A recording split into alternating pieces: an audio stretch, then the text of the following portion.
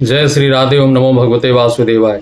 स्वर्णाकर्षण भैरव प्रयोग आप सभी इस नाम से भली भांति परिचित होंगे और बहुत सुना होगा, लेकिन आज मैं आप सभी को इस वीडियो के माध्यम से स्वर्णाकर्षण भैरव प्रयोग का क्या विधि है, क्या विधान है, क्या न्यास है, साथ ही साथ उसकी आवरण पूजन की क्या प्रक्रिया है, यह विस्तृत रूप से जानकारी दूंगा। और साथ ही साथ क्यों जरूरी है यह भी बताऊंगा, क्यों आवश्यक है यह भी बताऊंगा।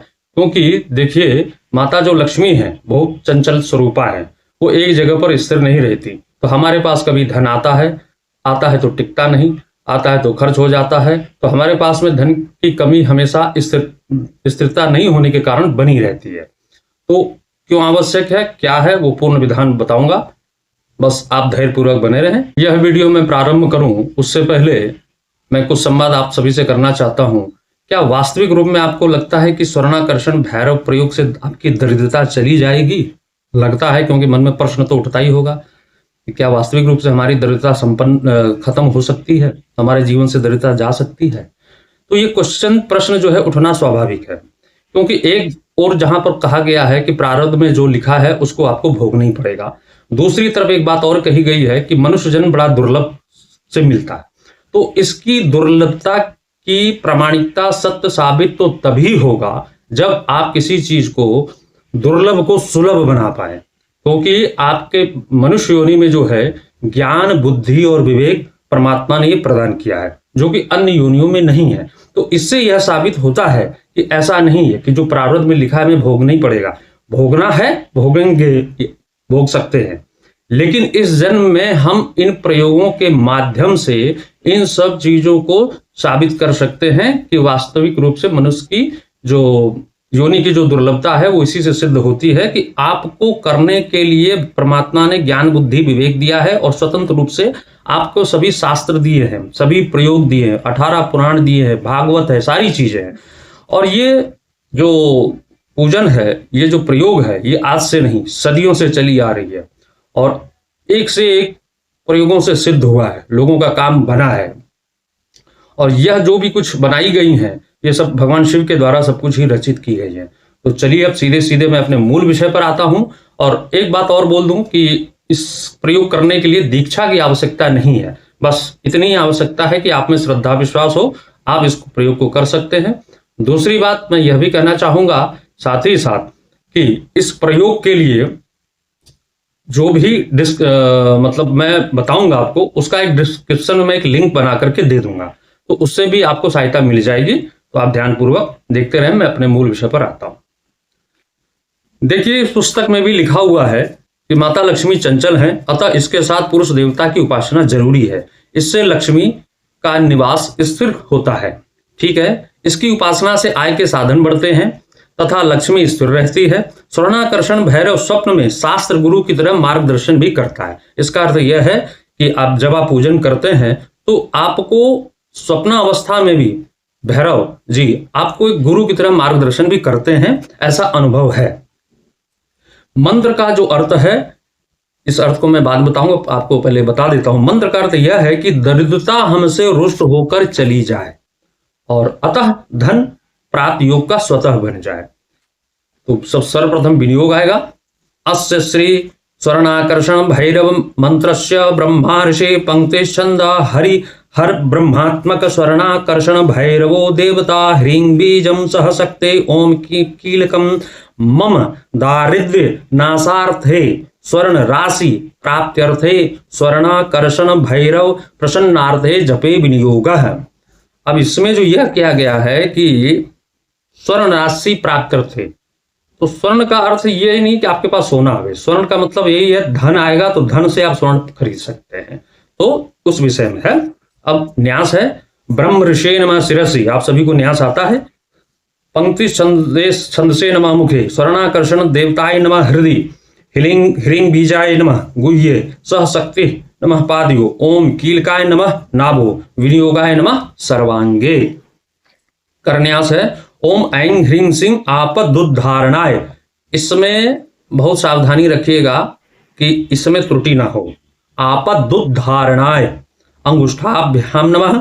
ओम ह्रां ह्रीं ह्रूं अजामिल बद्धाय तर्जनीभ्याम नमः। ओम लोकेश्वराय मध्यमाभ्याम नमः।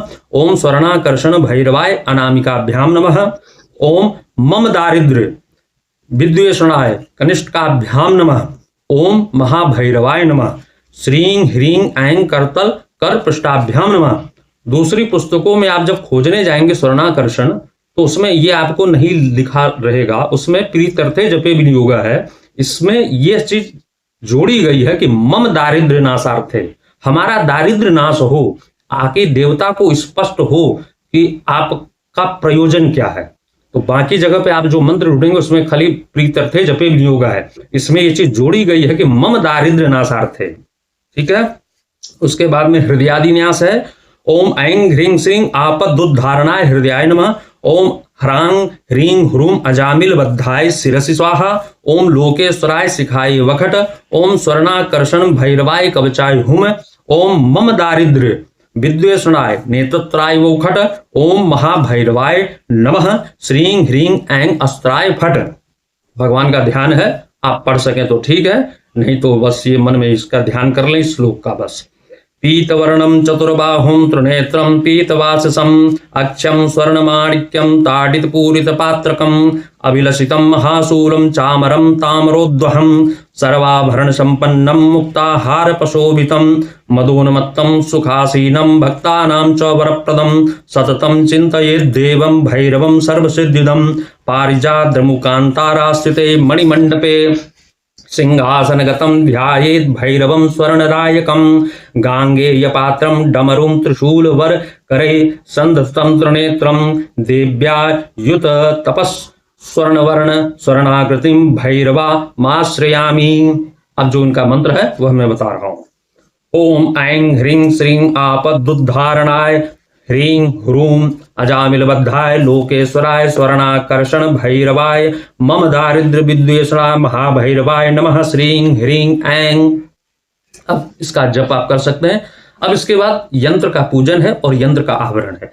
ये यंत्र का पूजन क्यों आवश्यक है और यंत्र का आवरण क्यों करना जरूरी है उसके विषय में बता देता हूं। देखिए, देवता का जो निवास होता है, दो ही जगह निवास होता है, या तो जो विग्रह होगा या तो यंत्र होगा।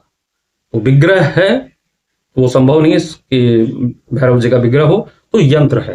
तो आप बाजार से यंत्र ले सकते हैं। उसकी प्राण प्रतिष्ठा कैसे करनी है, हमारा एक वीडियो बना है, उसमें एक विधान दिया गया है। उसमें वैसे श्री यंत्र की प्राण प्रतिष्ठा कैसे करें यह लिखा है, लेकिन उसमें कुछ विधान ऐसा भी दिया गया है कि वही विधान काम आता है सभी भी किसी की भी प्रतिष्ठा में। तो वो वीडियो आप जाके देख सकते हैं कि प्राण प्रतिष्ठा कैसे करनी है। अब प्राण प्रतिष्ठा करने के पश्चात में आपको आवरण पूजा करना है। आवरण पूजन क्यों आवश्यक है? देखिए, कोई भी देवता अकेले नहीं रहते हैं, उनके साथ में उनका पूरा मंडल होता है। उन मंडलों का ऐसा नहीं कि सिर्फ आप घर के मुखिया के देवता का पूजन कर ले और उनके परिवार को छोड़ दें। उनकी प्रसन्नता तभी प्राप्त होगी कि आप उनके पूरे परिवार सहित उनका पूजन करें। तो उसके बाद में आपको आवरण करना है। आवरण के लिए यही है, पुष्पाक्षत इत्यादि मिला करके इसको छोड़ते जाना है और पूजयामी तर्पयामी भी करना है। आप दाहिने हाथ से अगर जो पुष्पाक्षत छोड़ रहे हैं तो बाएं हाथ से जल छोड़ के तर्पयामी भी करना है। ठीक है। तो इस प्रकार से पहले पीठ देवता का पूजन होगा। ओम मम मंडूकादि परत्वांतम पीठ देवताभ्यो नमः छोड़ देना है। अब जो आपके पास में यंत्र रहेगा उसमें इस प्रकार छोड़ना है। ओम, अच्छा, तर्पण कहां पे करना है वो मैं बता दूंगा। ओम वामायै नमः, ओम ज्येष्ठायै नमः, ओम रौद्रयै नमः, ओम काल्यै नमः, ओम कलविकरण्यै नमः, ओम बलविकरण्यै नमः, ओम बलप्रमथिन्यै नमः, ओम सर्वभूतदमन्यै नमः, ओम मनोन्मन्यै नमः। अब प्राण प्रतिष्ठा इत्यादि हो गई है। उसके बाद में आपको इस प्रकार से जो है आज्ञा लेनी है कि हम आपके मंडल की पूजा करने जा रहे हैं। तो पुष्पांजलि लेकर के इस मंत्र को बोलना है। ओम सम्मिन्मय परो देव परामृत रस प्रिय अनुज्ञाम देहि बटुक परिवारचनाय में। हे प्रभु, आप हमें आज्ञा दें कि हम आपके पूरे परिवार का अर्चन कर सकें। उसके बाद में आपको इस प्रकार छोड़ना है। ओम आकाशाय नमः मूर्धनिं पूजयामि। ओम समीरणाय नमः मुखे पूजयामि। ओम दग्नाय नमः बाहवो पूजयामि। ओम वैवर्ताय नमः हृदि पूजयामि। ओम विश्वंभराय नमः उदरे पूजयामि। ओम ब्रह्मणे नमः कटो पूजयामि। ओम जनार्दनाय नमः जाननो जाननो पूजयामि, ओम इंद्राय नमः, पादयोः पूजयामि। अब ये एक आवरण हो गया। अब इस आवरण के पश्चात जो है थोड़े पुष्पाक्षत लेकर के यह मंत्र बोल करके मंडल में छोड़ना है। ओम अभिष्ट सिद्धिं मे देहि शरणागत वत्सल, भक्त्या समर्पये तोभ्यम प्रथमा वरणार्चनम। ये छोड़ देना है, पुष्प छोड़ दीजिए, फिर थोड़ा सा जल छोड़ दीजिए, उसके बाद में द्वितीय आवरण। हाँ, ये आपको करने में आवरण पूजन ज्यादा से ज्यादा आधा घंटा से ऊपर नहीं लगना है। द्वितीय आवरण, ओम बटुक भैरवाय नमः, बटुक श्री पादुकाम पूजयामि तर्पयामि। अब यहां से जो है एक हाथ से जो आपको गंधाक्षर छोड़ना है, दूसरे हाथ से जल छोड़ना है। ओम काल भैरवाय नमः, ओम काल भैरवाय नमः, ओम काल भैरव श्री पादुकां पूजयामि तर्पयामि। ओम क्षेत्रपाल भैरवाय नमः, क्षेत्रपाल श्री पादुकां पूजयामि तर्पयामि। अब फिर से पुष्पांजलि देनी है। अभिष्ट सिद्धिं मे द्वितीय वरणार्चनम, अभिष्ट सिद्धिं मे देहि शरणागत वत्सला, भक्त्या समर्पये तुभ्यम प्रथमा वरणार्चनम। मंत्र यही रहेगा। जो प्रथमा वरणार्चनम है वो दूसरे में द्वितीया लग जाएगा, तीसरे में तृतीया लग जाएगा, चतुर्थ में चतुर्था वरणार्चनम, इस प्रकार लग जाएगा। अब तृतीय आवरण में आते हैं। ओम आपदुद्धारणाय नमः, श्री पादुकां पूजयामि तर्पयामि नमः। ओम अजामलबद्धाय नमः, श्री पादुकां पूजयामि तर्पयामि नमः। ओम लोकेश्वराय नमः, श्री पादुकां पूजयामि तर्पयामि नमः। ओम स्वर्णाकर्षण भैरवाय नमः, श्री पादुकं पूजयामि तर्पयामि नमः। ओम मम दारिद्र्य विद्वेषणाय नमः, श्री पादुकं पूजयामि तर्पयामि नमः। श्री महाभैरवाय नमः, श्री पादुकां पूजयामि तर्पयामि नमः। जब आप डिस्क्रिप्शन में जाएंगे तो इसमें जो है मैं नमः लगा रहा हूं, लेकिन पुस्तक में नमः नहीं लगा है, लेकिन नमः लगेगा, तो आपको नमः उसमें जोड़ देना है।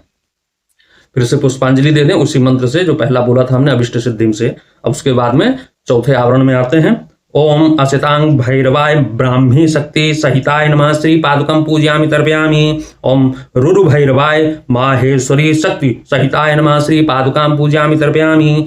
ओम चंड भैरवाय कौमारी शक्ति सहिताय नमः, श्री पादुकां पूजयामि तर्पयामि नमः। ओम क्रोध भैरवाय वैष्णवी शक्ति सहिताय नमः, श्री पादुकां पूजयामि तर्पयामि नमः। ओम उन्मत्त भैरवाय वाराही शक्ति सहिताय नमः, श्री पादुकां पूजयामि तर्पयामि नमः। ओम कपाल भैरवाय नारसिंही शक्ति सहिताय, श्री पादुकां पूजयामि तर्पयामि नमः। ओम भीषण भैरवाय चामुंडा शक्ति सहिताय नमः, श्री पादुकां पूजयामि तर्पयामि नमः। ओम संहार भैरवाय चंडिका शक्ति सहिताय नमः, श्री पादुकां पूजयामि तर्पयामि। पुष्पांजलि प्रथम मंत्र से ही देना, अभिष्ट सिद्धिं मे शरणागत वत्सला से ही देना है। अब पंचमा आवरण में आते हैं।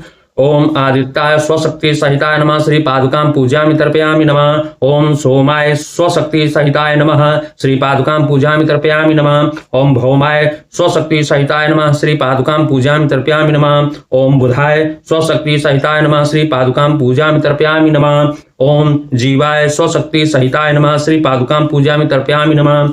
ओम शुक्राय स्वशक्ति सहिताय नमः, श्री पादुकां पूजयामि तर्पयामि नमः। ओम शनेश्वराय स्वशक्ति सहिताय नमः, श्री पादुकां पूजयामि तर्पयामि नमः।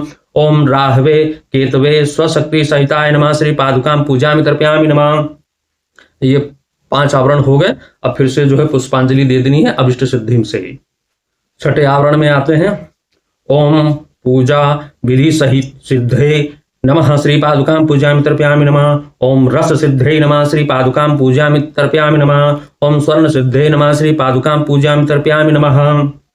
पुष्पांजलि दे दें फिर से। और अब सब 7वें आवरण में हम सब प्रवेश कर चुके हैं। ओम भूत प्रेत पिशाच वेताल सुरेभ्यो नमः, श्री पादुकां पूजयामि तर्पयामि नमः। फिर से पुष्पांजलि देना है। 8वें आवरण में आ चुके हैं। वज्र सहित इंद्र श्री पादुकां पूजयामि तर्पयामि नमः। शक्ति सहित अग्नि श्री पादुकां पूजयामि तर्पयामि नमः। दंड सहित यम श्री पादुकां पूजयामि तर्पयामि नमः।